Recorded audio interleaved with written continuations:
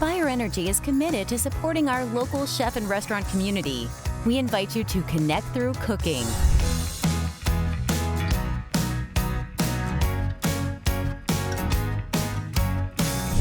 Hey everybody, we are here at the one and only famed restaurant Perry's Steakhouse located on Highway 280.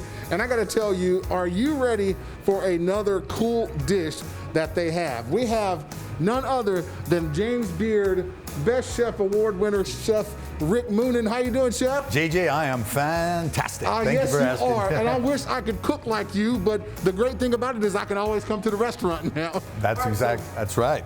We have shown you guys are famous for your seven-finger pork chop. Yeah, that's right. But you got a ton of other dishes that many people don't know about. So we're cooking on wood today, right? That's right. We're going to have a little discussion on cedar planks and cooking on cedar planks. Most people have heard of it. A lot of people have tried it in a restaurant, but they don't really quite understand what's up with all of that. So that's cedar, clean cedar, you know, so you want to get food grade cedar, not just a piece of anywhere.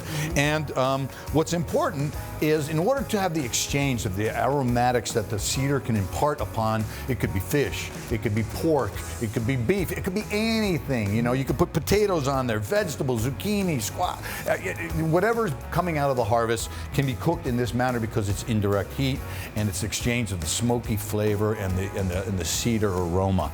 So what do we don't want to burn this right away, so there's many different ways of doing it. Rather than building a fire in the middle of your backyard and doing it the way the natives did thousands of years ago, we bring it to you to have all of that incredible exchange of flavors and smokiness. So what we do is we normally would soak this in water, a plank like this, right? And then we would take it out and then we would rub it down with a little bit of oil, put whatever it is that we want to season on it, season it with here at Perry's we put Cajun seasoning on it, any way you want to season what you're cooking, and then you put it directly on a grill.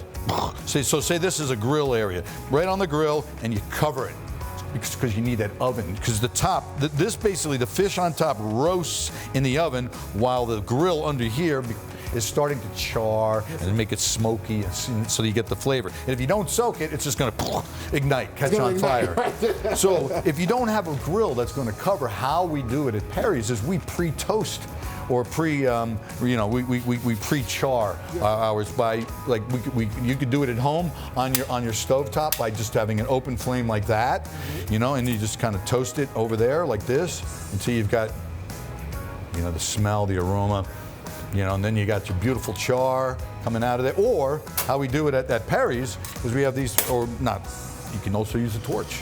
Just torch it up, and you got some beautiful, see that smokiness coming out of there? Yes, sir. That's exactly what you want. All right, now, this has not been soaked yet. So, now you take the pre-charred wood and then you soak them you weigh it down with a little weight, such as this, to keep it under the surface of the water. Out comes your charred cedar plank. And you can smell that. Again, we're looking for smell-o-vision. We talk about this all the time. Now you know, just dry it just a little. It is completely soaked through. We put a little bit of oil down on the wood just to keep it from sticking. Now, whatever you want to cook, any kind of fish, you know. This isn't actually a pretty thick piece of fish. It's pretty dense. So there, we're going to place that there right on top of the oil. Oil the fish a little bit. Boom. And now, seasoning with Cajun seasoning.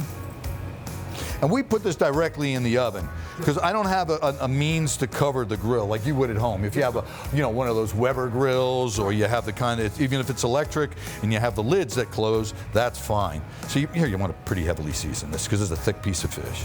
You want a crust on that.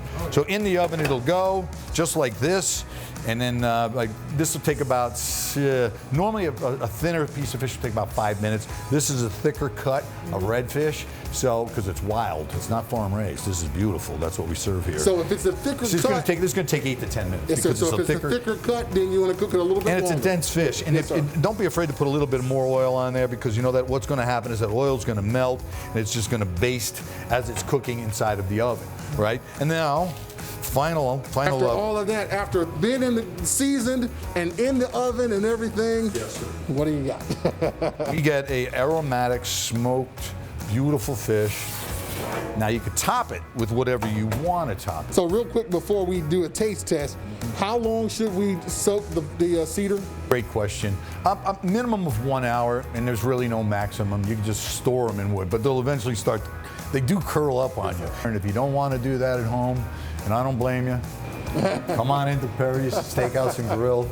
And now it's time to taste the great creation from Chef. And Chef, I don't know about you, man, but Look at that. Look at that. Yes, sir. Let's just turn that towards the camera. And, oh my goodness. whether it's pork chops or cedar plank redfish, it's all here at Perry's Steakhouse. For more information, you can go to perrysteakhouse.com and get all of the information. And of course, they do have takeout too, so you can get all of these new dishes to go. Chef Moonen, thank you so much. This was fantastic. Thank you. I'm just going to continue. I'm not talking anymore. I'm going to keep eating. All right, guys, that's a wrap for us. I'm going to get some wine. You're going to get some wine with it? I'm just going to get some more food. Thank you for joining Connected Through Cooking. Go online today to learn how you can support the local chefs and restaurants in your community.